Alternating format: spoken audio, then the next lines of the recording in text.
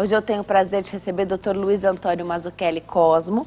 Ele é cirurgião dentista, mestre especialista em implantodontia, portanto essa é a área dele. Esse é o dia a dia do doutor. Obrigada, Mazzucchelli, por ter vindo. É sempre uma alegria te receber aqui. É sempre uma satisfação muito grande. Boa tarde a todos os telespectadores que aqui estão nos acompanhando. E é como eu sempre fico até repetitivo, né? Um programa de muita audiência nessa área, com uma produção maravilhosa e com uma apresentação sua única, exclusiva. Obrigada, e altamente capacitada. Obrigada. Eu aprendo com você, aprendo muito, replico depois esse conhecimento, até em outras entrevistas, levo isso para a vida. Que bom. A gente recebe um feedback muito positivo quando a gente fala sobre esse assunto. Eu recebi já aqui à frente do programa, são muitos anos, um tanto de mensagens, pessoas que achavam que não podiam se submeter a implantes ou que precisavam ter feito enxertos ósseos, mas pularam essa etapa, aí não deu certo, e aí acharam que nada mais ia dar certo, porque daquela vez não deu, ou a escolha do profissional. E aí elas vão atrás do profissional, muitas vezes é com você que os telespectadores vão fazer. E eles voltam dizendo que isso mudou a vida deles, porque a gente sabe, mexe demais com a autoestima, né? Não é só uma questão estética, tem a parte estética também, mas não tem coisa melhor do que você ter de volta o prazer de se alimentar, e os dentes fazem parte disso, né? E dessa apresentação, enfim, tá tudo envolvido com a questão da boca, né, doutor? Você abordou muito bem essa questão do perfil do telespectador que tem tido os insucessos, e hoje o que vem acontecendo, eu acho que é muito importante a gente até iniciar por isso. Eu tenho observado ao longo desses 25 anos que eu me dedico à implantodontia, já são mais de 11 mil implantes instalados, e em 22 anos de atuação na área de enxertia óssea, a gente observa duas situações hoje. A primeira é ligar a parte técnica. Hoje os implantes e os enxertos ósseos, eles andam muito juntos.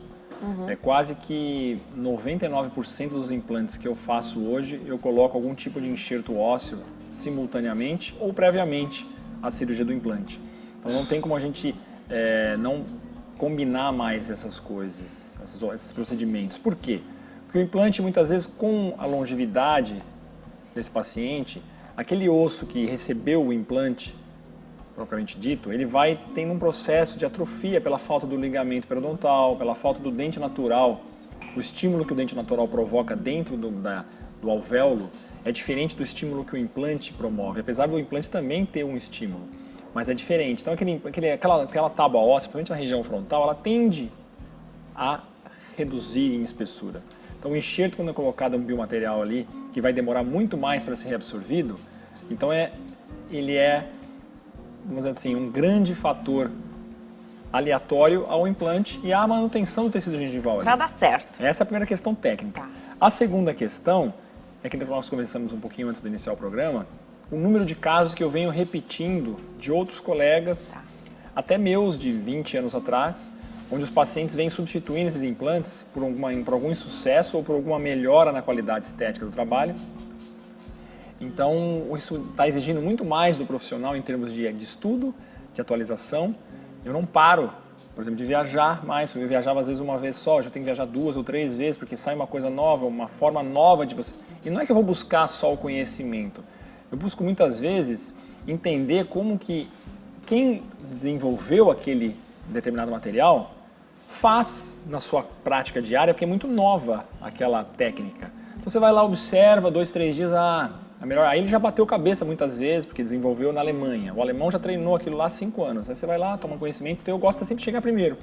Eu já olho, já observo, já entendo o que está acontecendo. A gente sabe que você faz isso. Faço mesmo, eu não tenho preguiça nenhuma. Pelo contrário, eu invisto muito nisso. Meu investimento é grande nessa parte de desenvolvimento de tecnologia e buscar tecnologia, que eu acho que faz a diferença. E aí, quando você traz e aplica isso no seu consultório, o paciente tem que ter o quê? Paciência, porque o implante dentário não é uma coisa que você resolve às vezes. Um dente você resolve às vezes rapidamente, mas às vezes a boca inteira, uma paciente que usa uma prótese total, dentadura, às vezes ele quer uma porcelana, então ele tem que fazer uma reconstrução óssea muito mais extensa.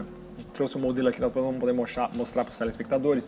E aí, em cima disso, ele colocar 7, 8 implantes e fazer uma porcelana de 14 dentes, que é pesada, então tem que ter uma estrutura como um próprio edifício, como engenharia, sólida, de fundação, para que aquela estrutura que vai por cima resista, né? Então são duas coisas que a gente sempre fala muito importante: planejamento, escolha profissional. É isso. Tá. Já a gente fala um pouquinho mais sobre essa escolha e esse caminhar, porque às vezes a pessoa chega até você, ela não fez nenhum procedimento, mas ela já buscou opiniões. Eu também acredito que seja muito importante a gente possa fazer isso, ter várias opiniões, mas se você tem opiniões demais, às vezes você não tem nenhuma conduta. Correto. Perguntou tanto, não seguiu nada, e aí você está no zero. Você tem uma bagagem de profissionais que você visitou, não gostou de nada que viu, está no zero. Já volto para a gente falar sobre isso, mas recebo perguntas aqui todos os dias. Denise, perdi um dente. O que fazer para não perder osso? Porque, na verdade, mesmo com os dentes, de alguma forma a gente vai perdendo essa estrutura, não vai? Mesmo com os dentes naturais? Pode perder, principalmente, naturalmente, fisiologicamente, há perdas, vamos dizer assim, não tão substanciais. Mas quando você tem um problema periodontal, que é a doença periodontal, que às vezes está ao redor do dente, ou um trauma oclusal de mordida errada, a perda de um dente de um lado que vai sobrecarrega a mordida do outro lado, do dente vizinho, isso aí pode gerar perda óssea mais acentuada. E essa perda óssea, quando você perde o elemento dental, você acaba tendo o quê?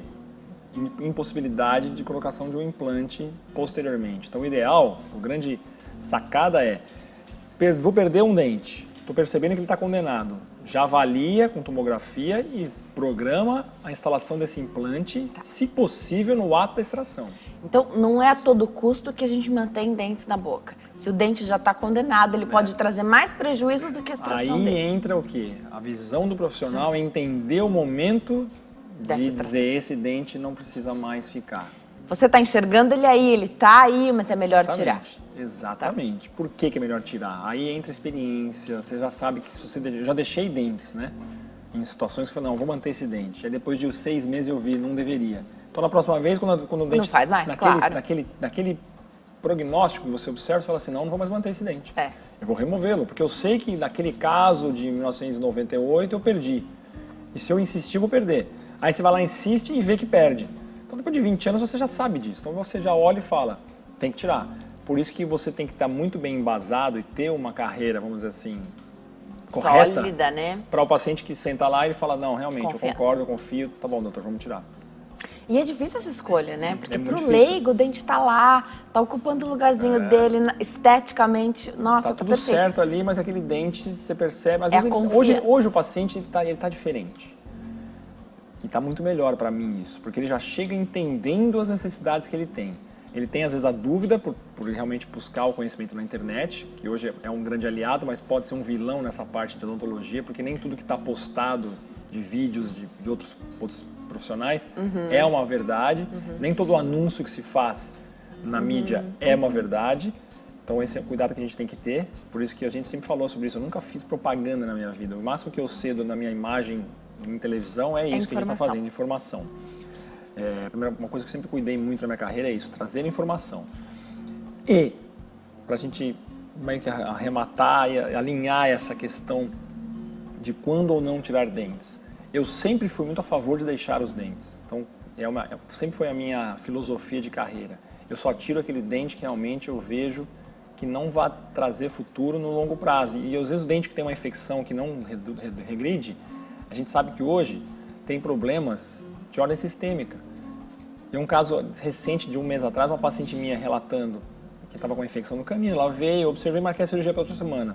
Ela falou, doutor, eu estou há 15 dias com problemas gastrointestinais e tendo fezes super pastosas. Eu sou uma pessoa que eu me alimento corretamente, eu sou vegetariana, não como nada de temperos fortes. Eu falei, olha, não sei o que a senhora tem, dá para fazer a cirurgia? Eu falei, vamos diminuir o antibiótico então? Uma carga menor, que é só a extração do dente, não dava nem para pôr o implante, tanta infecção que tinha ali. Bom, extraímos o canino na semana seguinte, 2 dias depois desapareceram todos os problemas gastrointestinais. E não tem nada na literatura, em pesquisas na internet ou de artigos científicos postados no mundo que diz que um dente, uma infecção dentária, pode alterar o sistema digestivo.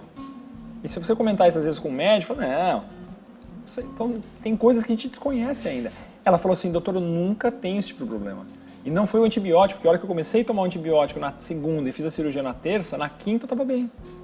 A tendência é que o antibiótico complicasse o cenário. A gente queria até diminuir o tempo de antibiótico dela, coloquei um antibiótico muito mais fraco, de espectro muito menor, para não agredir mais a flora intestinal e o estômago, e sumiu. Então você vê quantas coisas pequenas, pequenas no bom sentido, né? Detalhes, em termos de tamanho de detalhe, que você não sabe até que ponto. Tem gente que tem problema muscular, com foco dentário.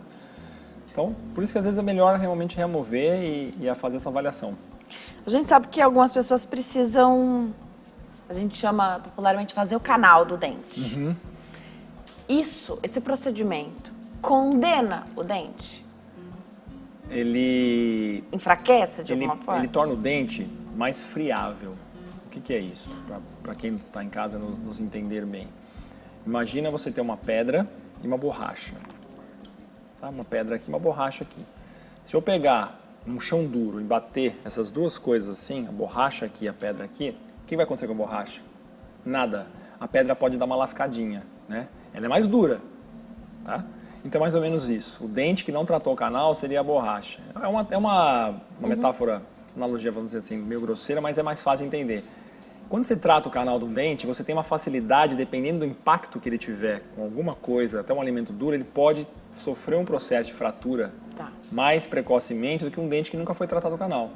Então ele tem uma mortificação da polpa e o nervo é removido com as limas, né? Que todo mundo sabe, quem fez canal, que é aquela agulhinha que entra, né? Agulhinha, entre aspas, popular agulhinha, mas é uma lima endodôntica que entra no canal, você extirpa o nervo, te remove o nervo, descontamina aquele canal, vamos dizer, onde passa o nervo, você descontamina aquilo e obtura o canal, restaura o dente, né? O pessoal fala, precisa fazer uma obturação. Não, o termo correto é restauração do dente, obturação do conduto radicular, tá? Então esse canal ele é obturado e aí você reconstrói o dente, mas a raiz, ela está mais friável, ela está mais suscetível a uma fratura ao longo dos anos. Não que ele esteja mais fraco, tá? Ele fica mais friável, mais suscetível, então você tem que tomar mais cuidado naquela região que você tem, tanto na restauração final por parte do cirurgião dentista, como pelos seus hábitos diários como paciente. Acho que foi claro, então não dá para entender bem. Foi. Outra questão bastante perguntada é sobre a gengiva. A gente sabe que com o próprio hábito da escovação muito forte, a gente pode ter problemas. Então, retrai gengiva, parece que a gengiva vai diminuindo, o dente vai ficando mais exposto. E o dente que está embaixo da gengiva, ele é diferente, né? Fica de outra cor às vezes. A pergunta é, isso não pode trazer problemas lá na frente com relação à parte óssea? Então, pode ser que perca mais dente porque a gengiva não está ali. Que outros problemas de ordem do tema aqui de hoje que a gente pode provocar com a retração da gengiva? Como é que faz? Porque não volta essa gengiva, né? Essa pergunta é interessante porque ela começa num ponto que é muito previamente a um possível implante. Você não tem um implante ainda diagnosticado, você está com um dente ali, você agrediu com a escova, agrediu hoje, amanhã, muita força, muita pressão com aquela escova dental, você pode ter uma retração gengival. A retração gengival pode acontecer por isso, ela pode acontecer por um contato prematuro. Para quem não sabe o que é isso, um dente às vezes ele está um pouco mais alto na boca e você bate assim, aquilo fica ali crônico e essa cronicidade vai evoluir para uma retração gengival também. E a partir do momento que você tem essa retração gengival, ela não volta mais. Você não tem mais você perde o que a gente chama de nível de inserção periodontal. E como é que faz para reconstruir isso aí? Enxerto gengival livre.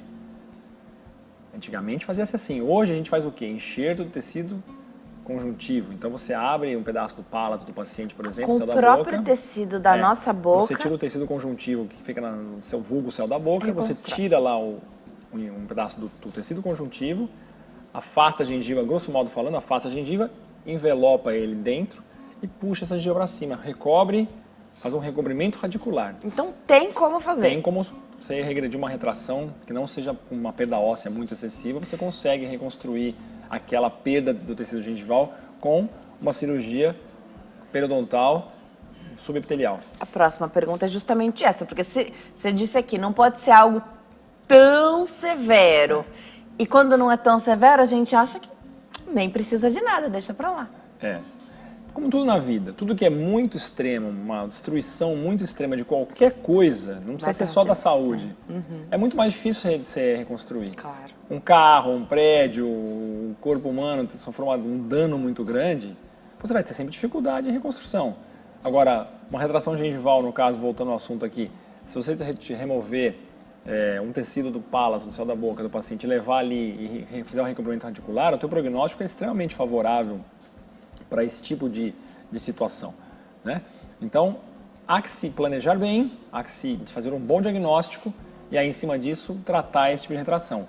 O problema é quando você tem essa retração e aí você vai lá e perde o dente, aí o que acontece? Você tem que fazer um enxerto ósseo e colocar um implante. E às vezes trazer aquele tecido, mas já que você perca o incisivo central superior, e você teve uma retração antes dele, antes de perder o incisivo. E o outro vizinho está num nível bom de gengiva. Então está assim, a gengiva aqui e a gengiva aqui. E você vai perder esse dente. Então olha só que você tem que ganhar tecido e ainda substituir a raiz. Aí que passam os seus grandes desafios. Então, uma boa avaliação do especialista, mas me corrija se eu estiver errado. Não é todo cirurgião dentista que vai avaliar essa gengiva retraída com esses olhos que você está falando aqui pra gente. Sim, aí cai na história do expertise de cada um. Se você pega um cirurgião dentista que é ortodontista, ele vai observar e olhar e falar, tem uma retração aqui. Agora, como que isso aí vai evoluir, qual o nível de perda que você teve, ele vai ter que encaminhar para um periodontista de boa qualidade ou para um implantodontista que entenda bem de periodontia. Por isso que é bom a gente trabalhar de fato nas especialidades. Chama-se uma equipe multidisciplinar. Você não precisa ter 5, 6 no consultório. Pelo contrário, eu fiz periodontia e implantodontia. Isso. Então eu consigo avaliar essas duas áreas com muitos anos de estudo. Mas se eu precisar de uma opinião de ortodontista, eu consulto a minha irmã. Se eu precisar de uma opinião de um bucomaxilo, eu consulto um amigo meu que entende muito de bucomaxilo. A gente tem o contato multidisciplinar, mas eu não preciso ter todos eles dentro da minha clínica, claro, necessariamente atuando ali junto o tempo todo. Até porque às vezes é um detalhe de uma informação que você precisa, né? Se for uma atuação realmente de bucomaxilo, então ele não é meu paciente. Eu indico ele para um bucomaxilo. Tá? Então toda essa questão do problema gengival também é da tua área. Você acaba agregando isso, porque a doença periodontal, me corrija se eu estiver errada, causa perda de dente. A doença periodontal, sim. Pode causar. As maiores perdas de dentárias são doença periodontal, cárie e fratura. São os 3 motivos que você perde dente. Né? A doença periodontal é a mais severa de todas, porque você perde o osso junto de uma forma extremamente agressiva. Para mim, eu costumo sempre dizer, é a pior forma de perder o dente através de uma doença periodontal. Doutor, vamos voltar aqui e falar da doença da gengiva, a periodontia. Essa doença... Periodontite. Isso. Pode ser gengivite, que é no estágio da gengiva, e periodontite, quando ela avança já para perda óssea. Começa na gengivite? Começa necessariamente. Que parece algo tão... A gengivite parece algo tão... que não causa grandes problemas. Não tem isso no popular? A gengivite não causa mesmo. O problema é que ela cresce, né? A gengivite é quando ela evolui, você não trata a gengivite e aí ela evolui para uma periodontite. Aí a coisa fica mais... Criança já pode ter? Porque aqui eu estou preocupada com o tempo de exposição ao problema. Tem crianças que já têm gengivite, principalmente quando começam os dentes permanentes, tem uma gengivite já... Não é muito comum, né, mas pode apresentar. E no estágio de adolescência já começa um pouco mais a apresentar esses problemas. Não é uma coisa comum, como eu havia dito agora há pouco. Então, já cria-se o hábito, muito importante, já que entramos nesse assunto de periodontia, doença de gengiva, tratamentos de gengivais, que todo mundo que tenha filhos pequenos crie o hábito nessas crianças de passar o fio dental e escovar os dentes. Nem tanto pelo problema, talvez, da infância, e sim por quando você formar adultos com disciplina em usar o fio dental e escovar os dentes. Porque a gente percebe que assim, o cabelo você pode arrumar, a maquiagem, a sobrancelha, hoje você pode fazer cirurgia estética, pode fazer tratamento para o corpo, ficar com o corpo super forte, musculoso, você pode fazer várias coisas, mas os dentes, uma perda muito mais acentuada, você consertar às vezes um dente, não é tão simples e às vezes viável também financeiramente pelo custo dessa operacionalização que é a substituição de dentes. Hoje tem as lentes de contato, a gente faz bastante também. Então, assim, você tem formas de deixar os dentes lindos, maravilhosos, até exageradamente, né? Alguns artistas até exageram na cor, você olha na televisão, você fala, nossa, esse colocou, não é dele o dente, mas tá bonito, ok. Então, o hábito de se escovar bem esses dentes. Não adianta você pôr lentes tudo em cima de uma boca com dentes aliás, sujos. porque as lentes de contato vão em cima dos dentes da pessoa, Claro, naturais. você não tem saúde gengival, não tem hábitos corretos e adequados de higienização, não tem nada que você possa colocar em cima que vai ficar bem. Porque você tem sangramento gengival, você tem mau hálito, você tem supuração, você tem retração gengival, periodontite, muitas vezes ela provoca retração gengival generalizada, que aí ela já é patológica, então ela já passa a ser uma retração irreversível, nem com cirurgia periodontal, você vai conseguir voltar esse tecido gengival com uma perda óssea relacionada à periodontite. Então todos esses fatores é o quê? É educação. Educação de higiene oral que vem da base, né? Então essa é a grande dica que eu costumo dar. Os pais têm que pegar as crianças desde pequenos e passar o fio dental. Eu passo fio dental no meu filho, quando ele está comigo, quase sempre. Fica às vezes eu até falo para ele, você não tem vergonha, você tem 12 anos de idade, Isso, eu tô passando isso fio eu ia dental falar, pra porque você. ele é grande já, né? Então, mas às mas vezes aquela eu passo, repassada profissional. Eu gosto daquela repassada profissional, levo para o meu consultório uma vez por mês, faço jato. Isso é maravilhoso. Então assim, eu vou tentando administrar de uma forma que eu tenho certeza que quando ele ficar adulto ele vai me agradecer. Falou, pô, pai, com certeza. Ainda bem. Fora sem o trauma do dentista, trauma, né? ele Claro, não tem porque trauma nenhum, ele senta você ali numa é o boa. paizão dele, mas que todo mundo possa construir esse ambiente favorável, né? É gostoso o dentista, não é um castigo, é bom. Não, desde que você... Claro que você tem que fazer um tratamento extenso, com enxertos, a anestesia não é gostoso. E eu sou o primeiro a dizer, eu faço isso. Eu tenho, inclusive, até brinco, às vezes eu vou fazer coleta de sangue, alguma coisa, e vem uma agulha perto de mim, minha mão já começa a transpirar, eu não gosto, eu faço, eu encaro, tem que encarar. Você tem que encarar. Mas eu não gosto, então eu entendo a posição do paciente, por isso que a gente põe hoje anestésico para anestesiar, anestesia da anestesia, né, pomada, isso, aquilo. Enfim, tem uma série de fatores que você pode lançar a mão para prevenir os problemas que começam muitas vezes com uma gengivite que evolui para uma periodontite, perda óssea e você perde o dente. Essa é mais ou menos a escala de evolução. Vamos atender o telespectador? Tá na linha Ricardo, fala conosco de Resende, no Rio de Janeiro. Oi, Ricardo, tudo bem? Boa tarde.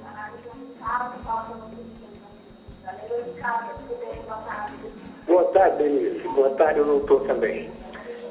Eu gostaria de fazer uma pergunta, é o seguinte, eu uso anticoagulante. Entendeu? Eu gostaria de saber como isso influencia no tratamento, no futuro tratamento de enxerto e implante. Excelente a sua pergunta, Ricardo. Um abraço para você. Ricardo usa anticoagulante, quer saber como que isso vai impactar o futuro tratamento dele com implantes e enxerto? Boa pergunta, Ricardo. Obrigado por sua pergunta. É um prazer tê-lo aqui, né, participando do programa, pelo telefone.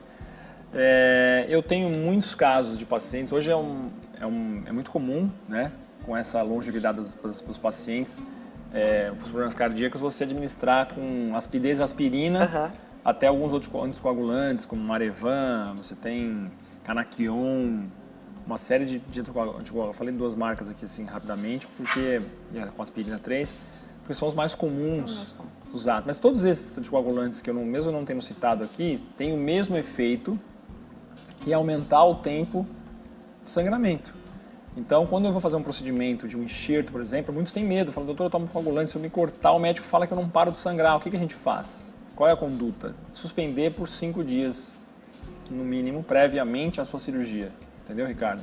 Provavelmente, quando você for fazer esse procedimento, você informe o seu cirurgião dentista que você faz uso dos anticoagulantes e vai suspender, avisa o seu médico que você vai fazer o procedimento, se é ok suspender por aquele período, não tem outra alternativa. Não pode fazer a cirurgia sem suspensão desse anticoagulante. Se o médico falar não pode suspender de jeito nenhum, tenta pegar uma segunda opinião médica, às vezes o médico é um pouco mais rigoroso, porque normalmente tem podido recorrer à suspensão desses anticoagulantes por 5 dias e depois no dia seguinte, a cirurgia, quando o sangramento estiver tudo ok, a sutura bem fixada, você pode retornar já ao uso do anticoagulante, porque se fizer um corte intraoral com o uso do anticoagulante contínuo, o sangramento realmente não para, tem que fechar urgentemente, suturar e aí suspender. Então essa é a conduta para quem toma anticoagulante, tá? Muito boa pergunta, por sinal. Já eu volto para saber mais, porque o que eu tenho notado das postagens do doutor, das vezes que ele vem aqui, traz vídeos e fotos, é um sangramento cada vez menor. Então a gente olha, claro que esse é o dia a dia dele, algumas pessoas podem ficar um pouquinho mais impressionadas, mas das imagens que ele mostra pra gente, a gente não vê sangue. Já, o doutor trouxe vídeo para mostrar, a gente fala um pouquinho mais sobre isso. Porque nós falamos da gengiva, o doutor tem vídeo pra gente ver. Daqui a pouquinho a gente chama o vídeo, tá, doutor? Daqui a pouquinho a gente posiciona para mostrar o seu vídeo, mas eu venho notando. Será que sou eu que estou mais acostumada a ver essas fotos e vídeos? Ou se com essa experiência, expertise, tudo isso, há uma facilidade maior para não sangrar, ou sangrar muito menos do que a gente imaginava? Pode ser assim? Explica um pouquinho. É bem observado. Não é que você tem realmente, por você ter visto, estar vendo e ter visto muitas minhas fotos ao longo desses anos todos aí que eu tenho comparecido aqui para trazer as informações para os telespectadores da HIT, você tem observado realmente que as fotos têm diminuído a quantidade de sangramento. Isso se deve à melhora da qualidade dos anestésicos, melhora da qualidade técnica. Claro que muitas vezes a gente também melhora a fotografia, porque você limpa melhor a área, tira a foto naquele momento que está com um pouco menos de sangramento. Mas tem sido realmente hoje vamos dizer assim, uma tônica na nossa clínica diária, principalmente você lançar mão de uma cirurgia, vamos dizer assim, um pouco mais conservadora. Você incisa menos, você expande menos às vezes o retalho. Você está com um paciente controlado, medicado, todos os fatores de planejamento pré-operatório estão todos eles cobertos. Então, e com isso você acaba tendo muito mais previsibilidade em nível de saber que não vai sangrar tanto. Você tem um histórico bom do paciente, então a cirurgia hoje ela fica muito mais limpa. Eu uso muito menos gás. Claro que tem um caso ou outro que tem sangramento um pouco maior, normal, mas você já sabe como lidar com isso. Enfim, hoje a gente tem uma série de medicamentos também que seguram já o sangramento logo em seguida, tanto via oral como também via parenteral. Então não há muito problema realmente com questões de sangramento hoje em dia. Então, realmente, muito bem observado da sua parte, como sempre, muito minuciosa, né?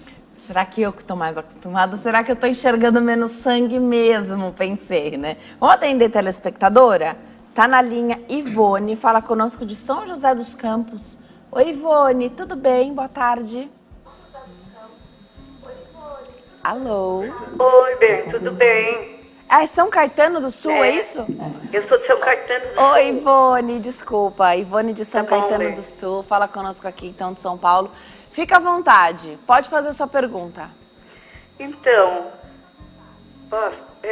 eu quero saber do doutor o seguinte, eu estou com um problema já há 3 anos, problema dentário, né? Pela minha idade, eu estou com 83 anos e a coisa de 3 anos que eu precisei colocar uma prótese total na superior, entendeu? Na parte superior, total. Embaixo não, superior. Tá. Aí já não me adaptou. O primeiro, são segunda que eu faço. A primeira, fiquei um pouco tempo com ela, não me adaptei. O dentista tentou me adaptar, ela fica larga. Ao comer, ela desloca, não para na minha boca, entendeu? Tentei, fiquei uns 5 meses. Procurei um também no interior, parente meu, também dentista, vou te falar. Ele olhou e fez uma nova prótese, mas de antemão já disse para mim que não ia ficar bom, talvez, porque eu tenho as gengivas muito finas, não tenho ossos suficientes, né? Talvez para fazer um implante. E ele tentou 2, eu fiz, fiquei com a primeira na boca, ficou uns 2 meses boa, depois mesma coisa, ficou larga, não para, eu tenho que estar usando corega, não posso mastigar, digamos, sabe, coisas, carnes, nada, eu não posso, emagreci muito, por isso perdi 8 quilos nesses 2 anos que eu estou com essa prótese, não como quase nada, e tá um horror. Ele tentou outra vez conciliar, o dentista do interior, arrumou, ela ficou boa por uns por um mês mais ou menos. Agora ela tá um horror outra vez, tá larga, não para. Tá o mesmo problema, doutor. Por favor, o que eu faço, doutor? Eu não aguento mais. Ivone, que pergunta maravilhosa. Obrigada por ter ligado, obrigada por confiar no Consultar o Doutor. Fique à vontade para ligar outras vezes, ligue sempre que você quiser. O Dr. Mazzucchelli vai te ajudar, tenho certeza. O problema da Dona Ivone é um problema de milhões de brasileiros, né? A gente tem, uma vez eu comentei sobre isso, dados da Organização Mundial da Saúde, a gente tem mais de 35 milhões de desdentados no Brasil, o que dá mais de 10% da população, né? Quase atingindo 20% da população brasileira. A falta de dente, né? Então, o que acontece? Esse fator reabsorção óssea, ela tem 83 anos. Então, o paciente, a gente não, quando colocou uma prótese total dessas, ela tinha 40. E ninguém vivia mais que 60. Até os 60 anos estava ok a prótese total. Na Europa, como os pacientes já viviam mais, começaram as pesquisas em cima de alguma alternativa, foi onde surgiram os implantes dentários, na década de 50 e 60, esses de atuais, né? Lógico que foram sofrendo reformulações técnicas, mas esses implantes atuais foi descoberta pelo Per Ingvar Brånemark, na Suécia, e com isso melhorou-se a qualidade de vida de pacientes como a Dona Ivone, por exemplo. Nunca mais ela vai conseguir usar uma prótese total, e eu sei que a senhora está me escutando aí, talvez fique um pouco triste por isso, mas tem uma solução que vai deixar a senhora feliz. Primeira notícia triste. A prótese total, dentadura, se não está parando agora com 83 anos, não vai parar nunca mais, a não ser com a corega no palato. Só da boca ali, aquela corega que é uma coisa chata. Tira muito a qualidade de vida, né? Aquela pasta incomoda os pacientes. Eu sei porque os pacientes que eu faço enxerto e usam dentaduras têm que usar a corega provisoriamente até o momento de ativar os implantes. Não há milagre sem peregrinação. Eu costumo sempre dizer essa frase para pacientes que já chegaram nesse estágio. Por isso que eu tento evitar ao máximo o uso de dentaduras, próteses totais, tecnicamente falando o nome. Eu evito ao máximo a aplicabilidade de dentaduras em pacientes, qualquer um que seja ele, tá? Porém, qual a notícia boa agora? Com os enxertos ósseos, no caso da necessidade, e os implantes dentários, a senhora deve buscar, para me perguntou o que eu faço, o que a senhora faz. Procure essa alternativa, Dona Ivone, tá? Com a dentadura realmente, por mais que ela seja bem feita, ela não vai conseguir parar mais, pelo que eu estou entendendo, pela falta de rebordo, né? Não é que a gengiva está fina. Quem está fino é o osso. Quem atrofiou muito foi o osso, com a perda óssea ao longo dos anos que a senhora perdeu seus dentes. Tá? Então, provavelmente uma tomografia, depois uma avaliação do tamanho do enxerto que deve ser feito ali, e depois colocação de alguns implantes, e aí fazer uma prótese fixa, aparafusada, sem o céu da boca, o palato da prótese, que vai melhorar 100% da sua qualidade aí de vida e mastigação. Tá? Quantos implantes para fazer toda a arcada, tudo isso pode variar, mas fato é, se ela não consegue sustentar a dentadura, muito provavelmente ou com certeza precisa fazer um enxerto ósseo. Provavelmente sim. Tá. Possivelmente a perda óssea ela é extensa e vai ser necessária a colocação de enxertia óssea aí. Tem muitas outras boas notícias. Quando você deu essa boa notícia para ela, tem outras boas notícias.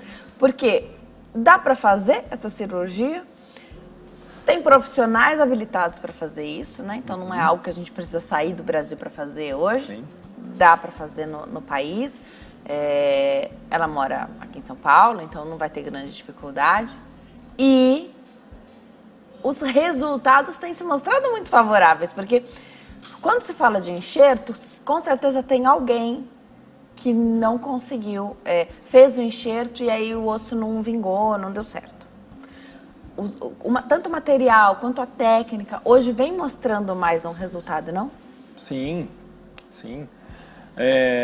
Hoje as pacientes estão fazendo o inverso hoje. Os estrangeiros estão vindo para o Brasil fazer os procedimentos, né? Não precisa mais sair do país para fazer um tratamento odontológico nesse nível. A gente tem recebido os pacientes de fora pela questão da moeda hoje, né? O real hoje está uma moeda, vamos dizer assim, atrativa para quem precisa fazer coisas no país. Então acaba sendo uma grande alternativa, porque os profissionais vamos dizer assim, hoje a gente mudou bastante o meu parecer sobre a maioria dos profissionais que trabalham com implante aqui no Brasil e em São Paulo especificamente. Infelizmente caiu muito o nível, né? Com essa questão vamos dizer assim, dessa moda da harmonização facial, por exemplo. Alunos meus hoje falam assim, eu estou tentando ensinar alguma coisa, falam, não, professor, eu vou me formar, não vou querer fazer isso. Eu quero fazer harmonização facial só. Que é uma área que o cirurgião dentista tem atuado cada vez melhor. E eu acho que, desculpem os colegas que são médicos, dermatologistas principalmente, todos estão no direito hoje pela lei de fazer, mas o cirurgião dentista, ele, por conhecer muito a anatomia na cabeça e poder lançar mão de técnicas anestésicas infiltrativas e uso de cânulas, então o profissional hoje da odontologia tem ganhado um espaço muito grande nisso. Eu faço bastante no meu consultório, mas eu faço nos meus pacientes para complementar. Isso, não deixou de fazer. Eu sou endodontista. Eu complemento, às vezes, uma reconstrução que eu faço total com implantes. O paciente olha e fala, doutor, meu lábio está fino. Eu falo, olha, a senhora tem a opção de realmente fazer. Não, mas eu quero que o senhor faça, estou acostumado com o senhor. Então eu fui obrigado a estudar. Aí com isso eu fui parar, fui lá no Mark de Miami, fui fazer estudo de anatomia, fui fazer uma série de coisas para me aperfeiçoar. Há mais de ano que eu já estou estudando isso, então eu faço nos meus pacientes. Eu não sou um harmonizador facial exclusivamente, não. Eu complemento meu tratamento com isso. Então com isso, voltando aqui, os profissionais estão hoje cada vez mais saindo do foco da implantodontia, porque a implantodontia, ela é linda, mas ela é muito difícil. E os resultados negativos decorrentes da implantodontia são irreversíveis. Não é como a ortodontia. Aí que está o detalhe, que é muito importante quem está em casa nos escutando, saber avaliar na sua escolha e na sua decisão de escolha do tratamento que vai ser feito. Um erro grave em implantodontia não tem mais conserto. Você pode consertar, mas não é igual, não vai ficar igual o que você tinha no estágio A. Você pode até conseguir um estágio C e falar, nossa, ficou bom. Mas se tivesse feito no estágio A, teria ficado ainda melhor o planejamento e, consequentemente, o resultado final. Isso é meio confuso porque ninguém consegue imaginar tridimensionalmente o que eu estou falando, mas traduzindo em miúdos assim, se eu fiz um caso aqui, perdi muito osso e vou ter que começar de novo porque os implantes fracassaram, eu vou ter que reconstruir mais osso, entrar com mais técnicas, com mais materiais mais caros, mais difíceis de manusear e ainda torcer para que aquilo tenha uma resposta boa, né? Que o paciente, torcer, quando a gente fala torcer, que o paciente tenha uma resposta boa, não que eu vá fazer acertar. O corpo dele, né? Exatamente, não que eu tenha sorte de acertar o procedimento, eu vou acertar o procedimento. Sim, mas o corpo dele às vezes não vai. O corpo precisa reagir, perdeu muito aqui, teve comunicação bucosinusal, já não consigo enxertar aqui, eu tenho que pular a área, colocar implantes onde eu não gostaria, mas dá para fazer. Então tudo isso é resultado do quê? De um insucesso prévio à prótese. Então, hoje o pessoal começa a fazer o quê? Escapar. Então, a gente tem cada vez menos mão de obra qualificada em implantodontia e a tendência, no meu modo de ver, o cenário para os 20 anos é que reduza bastante o número de implantodontistas. Pode até ter bastante diplomados, mas muitos vão começar a ir para uma área que é uma área legal de fazer, que você controla bem, e tem muito menos sangramento, muito menos morbidade.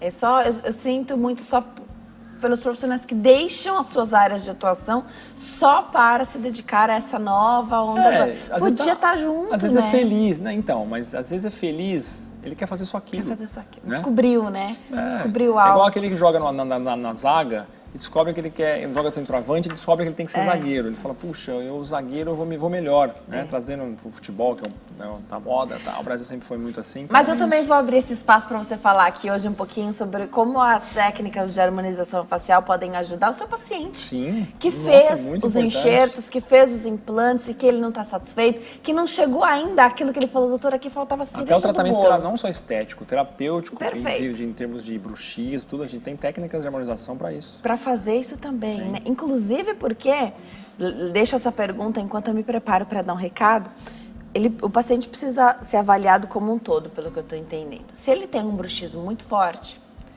e ele já quebrou até a dentadura, não vai ser diferente quando ele fizer pior. O implante, muito pior, né? Os implantes. E aí, não sei se impacta na perda óssea ou no comprometimento desse osso enquanto espera ele se refazer, crescer osso. Doutor, explica pra gente. Quem tem o bruxismo precisa fazer antes, precisa sempre estar de olho. Então, o dentista precisa avaliar isso também. Explica um pouquinho enquanto eu chego até lá, por favor. O paciente que ele tem essa questão existe o bruxismo, existe o apertamento, né? Então existe essas duas situações. O paciente às vezes ele aperta muito, ele quebra, mas ele não range necessariamente, né? Então você tem um paciente que aperta muito, ele fratura e ele tem um desenvolvimento largo do masseter, ele fica com essa região aqui um pouco mais proeminente. Você vê que o músculo, que é o músculo que tem aqui atrás, que é o masseter, que é um músculo bem importante, ele, quando você fecha a mandíbula, ele contrai, ele aperta, ele salta aqui. Então esse músculo, você percebe que ele está numa atividade muito forte e vai provocar fratura, provoca até cefaleias, dores na região de cabeça. Você pode injetar toxina botulínica nessa região, né? O vulgo botox, para quem não conhece o termo toxina. E essa região aqui, ela vai perder, o músculo vai perder um pouco da sua atividade e com isso ele reduz bastante a força com que você aperta e acaba diminuindo, inclusive, a região de dores nessa área mais temporal e também a força exercida sobre os dentes, ela também reduz bastante. Então é uma ótima terapia para esse tipo de paciente. Doutor, quem está em casa quer saber. A gente conhece assim por cima a nossa estrutura da face, né? O que está ligado aí, o que diz respeito à parte dos dentes, mas nada como ver um macromodelo, né? Esse aqui é um macromodelo de um crânio cortado, né? No corte sagital aqui, para a gente poder ver mais ou menos, por exemplo, essa área aqui, se a gente der um close aqui, a gente tem uma área de rebordo ósseo. O que a gente pode fazer, por exemplo, aqui nessa região? Eu posso colocar um bloco aqui, né, um quadrado de osso que vem pronto já, ou eu posso remover dessa região, que a gente fazia muito isso, abre aqui atrás, corte pequeno, remove um pedaço do ramo, leva aqui e parafusa aqui e cobre a gengiva. Esse é um enxerto de aposição que a gente fala, para ganhar o quê? Largura. Então o osso está fino, ele passa a ficar espesso, tá? E uma outra técnica também, aqui nessa região, que é o seio maxilar. Você faz uma janela aqui, né? Nessa região aqui, com a broca, vai fazendo um corte e você acessa o quê? Essa porção aqui, ó, que eu vou mostrar para vocês agora. Aqui, ó. Legal. Que é o seio maxilar. É onde tem a sinusite, as pessoas que têm sinusite, a inflamação fica aqui. Essa cavidade é uma cavidade vazia, que ela projeta aqui também, tá vendo? Se eu furar aqui e for até o fundo, eu saio aqui dentro, né? Ó, comunica aqui.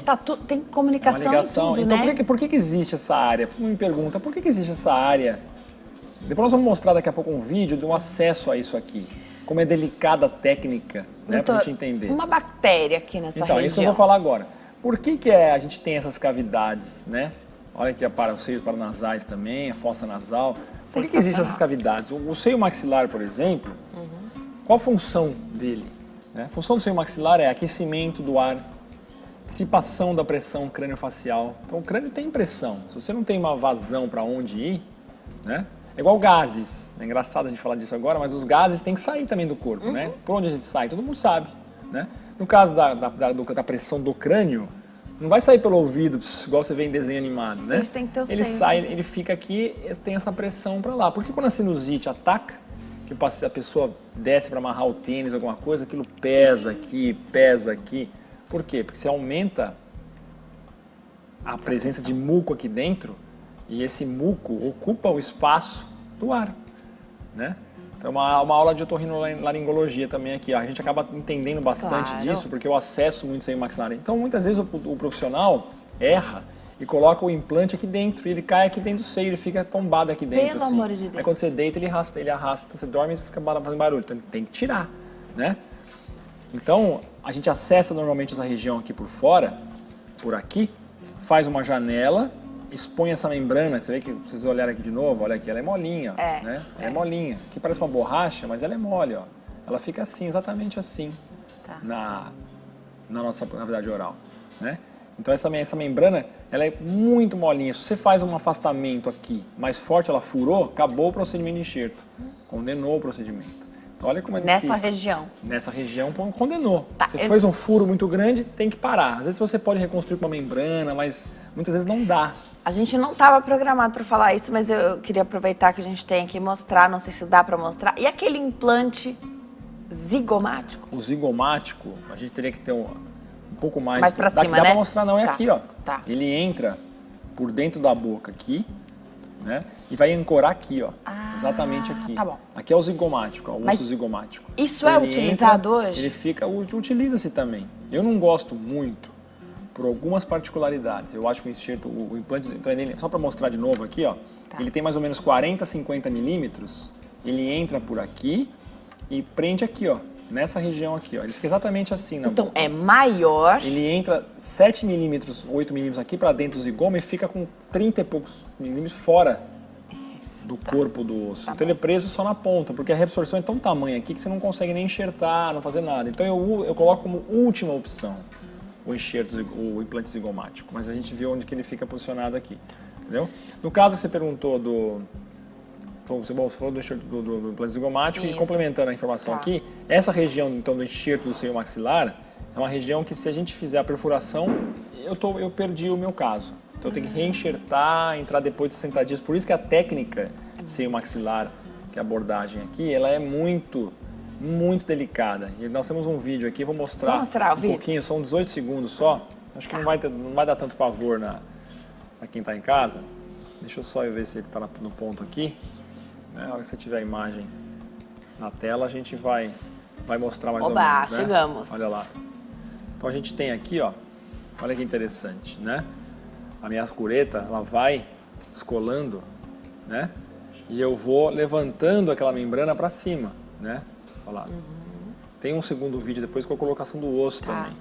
Então uma gengiva, uma altura de osso que era de 3 milímetros aqui só, eu passo a ter depois 10, né? Vamos pegar o segundo vídeo. Anestesiado. Tá anestesiado local, não Local. tem problema nenhum, né? Vamos pegar esse outro vídeo aqui agora. Tranquilo. Tranquilo. Vamos pegar o enxerto aqui agora com a colocação do tecido ósseo, né? Vamos ver. Peraí. Acho que é esse aqui. Esse acesso, né, doutor? Chama a atenção do leigo pelo acesso, né? Exatamente. A gente vê aqui, ó. Aqui a gente consegue visualizar bem. Olha só que interessante aqui, né? Vamos trazer essa barrinha aqui para baixo. Ó. Olha lá. Tá vendo? Então eu já estou condensando o meu tecido ósseo lá dentro. Olha lá. Isso, branquinho. Então eu passei até essa altura toda, vem daqui, ó, da borda até aqui em cima. Eu ganhei aqui uns 12 milímetros. Então faltam 2 dentes. Esse paciente tem dente só até aqui, tá vendo? Faltam 2 dentes. Eu coloco depois aqui. Esses são os dentes naturais dele. São os dentes naturais, tá com coroa de porcelana, mas é mais ou menos isso, né? Então você vê que a técnica você afasta, só que para fazer esse corte, acessar ali, eu já mostrei um resumão, é toda uma operacionalização um pouco mais delicada. Ah, sim. Em termos de corte, de aonde incisar, controle do sangramento, né, com técnicas de anestesia, de incisão. Tem vários macetes. É claro que você quando a gente desenvolve. mostra um vídeo, É. na internet os profissionais têm feito isso para nos familiarizar, às vezes chega a parecer simples. Esse tipo de vídeo eu não posso mostrar, por exemplo, um aluno que está começando, senão ele vai achar que nossa, eu só faço um corte tão vertical, um Não é horizontal, passo a broca, não faço um círculo, empurro aquela membrana para cima e encho de osso. Traduzindo em 4 passos é isso. Eu anestesio, eu faço uma incisão vertical e horizontal, eu abro a janela do seio, coloco o osso e dou o ponto. Mas são muitos Né? detalhes. São muitos detalhes. Agora, feito o enxerto, tem que aguardar um tempo antes de qualquer coisa. Você consegue colocar algo na boca do paciente que ele se sinta confortável. Então, tem dente no paciente para ele poder... Porque são meses, né? Ele pode precisar ir a uma festa, ele quer também, não quer ficar... Não castigo ele ter feito o enxerto depois para fazer o implante, né? Como que é essa rotina para ele chegar e decidir os dentes finais dele ali? A parte de fora, que é o que a gente vê, que é o que é o mais esperado, né? O paciente que passa por um procedimento como esse que eu mostrei, por exemplo, ele vai, nesse caso, vai ficar sem provisório. Porque são só os 2 últimos do fundo. Não dá nem pra ver. Você colocar Joia. um provisório aqui em cima, é mais chato para ele ter um provisório fixo ali, fixado ali de alguma forma que não vá dar sustentabilidade, e usar uma prótese provisória encaixada também, tira e põe, que é super desconfortável, então é melhor às vezes ficar sem nada, né, nessas situações. Se é uma área que é muito visível, ou se são todos os dentes que você enxerta, aí tem que usar uma prótese total, presa com corega um pouquinho, é a parte chata da espera. Você pegou bem no calcanhar de Aquiles ali do tratamento com enxerto superior, principalmente. É uma parte que você não tem o que fazer. Você tem que aguardar o enxerto pegar, e ainda que eu deixo o paciente com prótese. Tem alguns profissionais que não deixam prótese. Então, vai ficar sem dente X período de tempo, entendeu? Então, Se ele puder ficar sem, você deixou colocar a prótese onde ela vai colada só no céu da boca. Você deixou, Isso. você permitiu. Mas se o paciente está em casa, ele não vai sair, é melhor ficar sem? Se ele puder fazer ficar sem, melhor. Ok. Sempre é melhor, né? Mas não é uma obrigação. Tá. Né? Eu sempre deixo o paciente mais à vontade em relação a tirar ou não a prótese, mas o ideal é que ele tente ficar com ela o mínimo possível. Alimentação. Mas não precisa, nos primeiros dias, mais pastosa, né? Nada quente, nas primeiras horas. Depois, à medida que ele vai ficando com mais conforto, mais confiança de começar a mastigar alguma coisa, ele vai ter uma alimentação, não pode comer nada muito duro, né? Não vai querer ficar comendo, sabe? Tem gente paciente meu que morde osso de frango, morde gelo. Eu sempre falo de morder gelo e eu lembro de você. Morder gelo é uma... Nossa, eu tive fratura de pau, amendoim japonês e gelo, a gente perdendo raiz de dente já... Que continue, a gente brinca às vezes, continue o gelo, os amendoins japoneses sendo vendidos aí no mundo, mas é brincadeira. Claro que eu gostaria muito que os pacientes não tivessem esse problema. Lógico. Se eu não tivesse esse problema na minha vida, eu faria outra coisa. Teria sido cantor, teria sido, sei lá, qualquer coisa aí, né? Então, assim, não é que porque tem o nicho a gente vai tratar, porque eu gosto de fazer isso, Claro. É uma coisa que eu tenho muito prazer em reconstruir bocas com implante, é uma área que eu gosto muito e eu jamais pretendo abandoná-la por qualquer coisa que seja, a não ser que um dia eu realmente não tenha condições físicas mais de atuar. Deus queira que esteja ainda muito longe, né? Então é mais ou menos isso. E como é que a harmonização facial, essa coisa toda que chegou muito forte na odontologia agora, né? Muitos profissionais já faziam isso, mas a gente teve a liberação, né, por parte do conselho, para os profissionais dentistas atuarem nessa área sem problemas. Como é que isso agrega no seu trabalho? Então, no final, onde o paciente se vê ali com o material que ele escolheu, os dentes no formato que ele escolheu, e ele consegue trazer um sorriso gengival que você consegue melhorar, o próprio bruxismo. Como que você agrega ao seu trabalho? É legal. Eu sei que você tem, às vezes, também pessoas que você traz aqui para falar sobre isso. Então, eu vou falar mais ou menos só da minha área, especificamente, aonde eu complemento, né? Até porque não é o foco. Mas eu acabei desenvolvendo bastante. É uma técnica, para mim, que faço cirurgias extremamente extensas, até extraoral, às vezes, fazer a aplicabilidade de preenchimento com ácido hialurônico e toxina é moleza. Desde que você estude um pouquinho, as bichectomias também, são todos procedimentos simples no meu modo de atuação, porém, todos eles podem apresentar problemas gravíssimos no caso de uma má execução. Então, por exemplo, em alguns casos eu estou fazendo agora nariz, tem uma paciente minha que quer fazer o nariz. Ela encara que eu estou com o ossinho, doutor, você faz? Eu falei, não, mas aqui não, eu quero que o senhor faça. Eu fiz. Porém, você tem uma quantidade mínima de ácido. Aqui são 0,2, 0,3, o lábio é 0,1. Ácido hialurônico no lábio, no nariz, para contornar. Aqui no bigode chinês, que é o suco nasogeniano, você pode reduzir muito mais. Então, todos esses fatores, eles complementam, às vezes, uma dentição que estava prejudicada, né?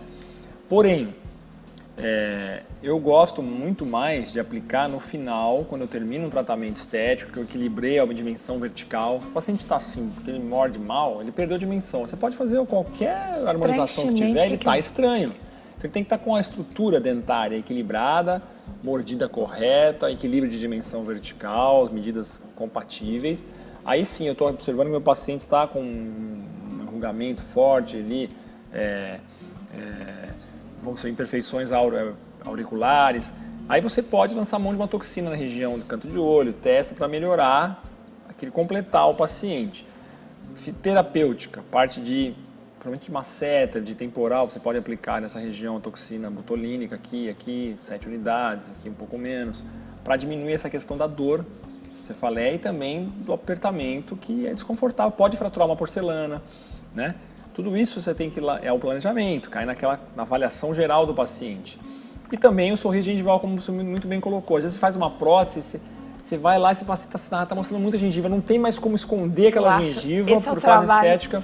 Aí você vai no canto do nariz aqui, nessa região, aplica 1 ou 2 unidades aqui. E aí o que acontece com a toxina, para quem está em casa nos entender? Ela tem um raio de ação, quando você injeta, de 2 a 3 centímetros. Então ela expande 2, 3 centímetros para cá. Por isso tem que tomar cuidado onde você pega aqui, que às vezes você deixa para sua cutose, alguma coisa, fica estranho porque ele vai um pouco mais perto de uma área. Eu costumo sempre dizer assim, você divide a linha na pálpebra aqui, bem central. Tudo que é daqui para dentro é perigoso, daqui para fora ok, né? O ácido hialurônico, por exemplo, tem caso de necrose, o nariz do cara necrose. Na mulher, fica aquela coisa escura, necrose, é um perigo. Por quê? Atua você injeta o ácido hialurônico dentro do vaso. Por isso que tem que usar cânula, não agulha. O dentista, o dentista domina bem as cânulas, né? Caso de lábio, você dá uma anestesia infiltrativa. Você não erra. Com a cânula você pode errar, mas é diferente. Você não vai perfurar o vaso, entendeu?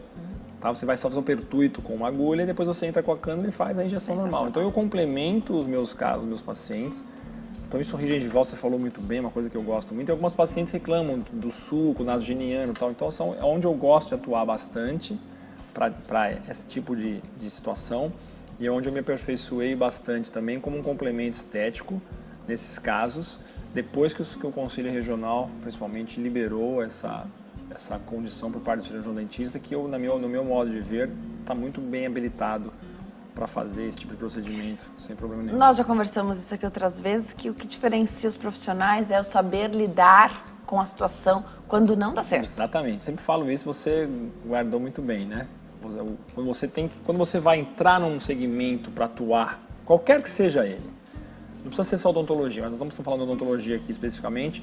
Se eu vou fazer o lábio de um paciente, ou se eu vou fazer o nariz, se eu perceber qualquer questão, como é que eu faço para anular o ácido hialurônico? Eu tenho que ter hialuronidase na minha gaveta. Eu abro a gaveta aqui, eu impleco na hora. Já cortei o efeito, matei ali. Então eu sei lidar com insucesso. Claro. Se eu vou fazer um enxerto, vou colocar osso em bloco ali, se alguma coisa der errada e eu perder esse enxerto por algum motivo, qual vai ser a minha conduta? Eu tenho que saber o que vou fazer naquele caso. Se não pegue o caso. Tá? Isso é muito importante. Eu fiz na semana retrasada um paciente que deixou cair o implante ficou dentro do seio maxilar dela, mais de ano. E aí o colega viu, depois que eu falei, comentei, ela mostrou para ele lá na discussão, ele falou, putz, desculpa, eu não sei como faz para tirar. Então não faça implantes na região do seio maxilar se você não sabe tirar, caso aconteça um acidente. Ou você tem que ter um amigo muito próximo, um amigão, que você vai ligar pro cara e falar, ó, quero ver do seio, vem me resolver aqui. Isso é fundamental, isso é o que a gente deve buscar. A gente começou o programa falando da escolha do profissional, a gente encerra falando com a escolha do profissional, porque é fundamental em qualquer área, né? Em qualquer segmento, não é só na odontologia, na medicina principalmente. Eu acho que a medicina, a projeção, eu sempre falo isso também, a projeção que um médico e um dentista têm, não se compara. As duas têm fundamental importância, mas é muito mais valorizada a medicina, porque ela morre, né? A odontologia pode morrer também, é muito menor. Então ainda hoje existe um degrau muito grande do médico ser muito mais poderoso por questões realmente de vida, né? O neurologista, por exemplo, ele fica às vezes 12 horas ali assim, ó, movimentos o cérebro da pessoa. Não tem nada em odontologia que te vai ficar 12 horas. E é no cérebro de uma pessoa, é a vida ou a morte daquele cara. Né? Então, você não vai morrer, você está sem o dente, você extraiu todos os dentes, você vai comer na gengiva, você vive. É uma qualidade sofrível, mas você está ali vivendo. Então, por isso que existe essa dimensão, né? Mas o importante é ser bom no que você faz. Ser bom no que você se sujeita a fazer. Você não precisa ser médico, você não precisa ser dentista, se for bom. Se você é um chapeiro bom, você vai ter sempre um emprego melhor. Com certeza. Né? Entendeu? Um exemplo, pelo chapeiro, porque eu sei que tem um amigo meu que tem dono de lanchonete, ele fala, como eu sonho com um chapeiro bom. Eu pago o que for pra ele, entendeu? Eu me lembrei rapidamente assim, Sim. Em todos os segmentos, mesmo aqui a gente vê a produção aqui, eu sempre canso todos de elogiar essa rapaziada que fica aqui atrás, ninguém faz ideia aí em casa, eu sempre falo isso, né? Uhum. Ninguém faz ideia de como eles são integrados, competentes em todos os segmentos. Se você tem gente boa fazendo o seu trabalho, o resultado final é isso aqui que vocês assistem todos os dias. Vou passar os contatos, doutor. Hoje tem novidade com o telefone de WhatsApp, tá? Mas eu vou começar com o fixo.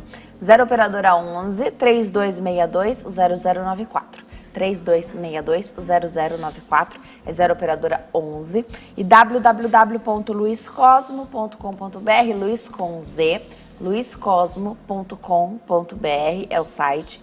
O Instagram do doutor, segue lá, hein? @drluiscosmo. Dr. Luiz Cosmo no Instagram, no Facebook você encontra Luiz Cosmo e tem o telefone de WhatsApp, muito legal também, 0 operadora 11 96339 7143, 96339 7143, deixa o seu recadinho lá que é um telefone de WhatsApp. Doutor, você sabe, eu adoro quando você vem aqui, volte outras vezes, eu aprendo muito, eu depois levo isso como bagagem para as outras entrevistas e estou sempre buscando encontrar, né, nos perfis dos profissionais, e eu uso o seu perfil também para aprender sobre o assunto e sempre levar a nossa entrevista aqui. Obrigada, viu? Eu agradeço mais uma vez, é uma satisfação muito grande ser entrevistada por você. Obrigada. Você é uma profissional de excelente formação. Obrigada. Muito perspicaz, com perguntas sempre muito boas e muito carinho. Eu percebo o carinho que quando algum telespectador conversa comigo por e-mail, alguma coisa, eles sempre comentam. A Denise falou, a Denise aqui ela respondeu. Então, assim, esse é o grande, acho que o legado que a gente carrega da nossa carreira, é esse reconhecimento que a gente tem no que a gente faz diariamente com todo carinho. Eu que agradeço mais uma vez e até a próxima, né? Até breve.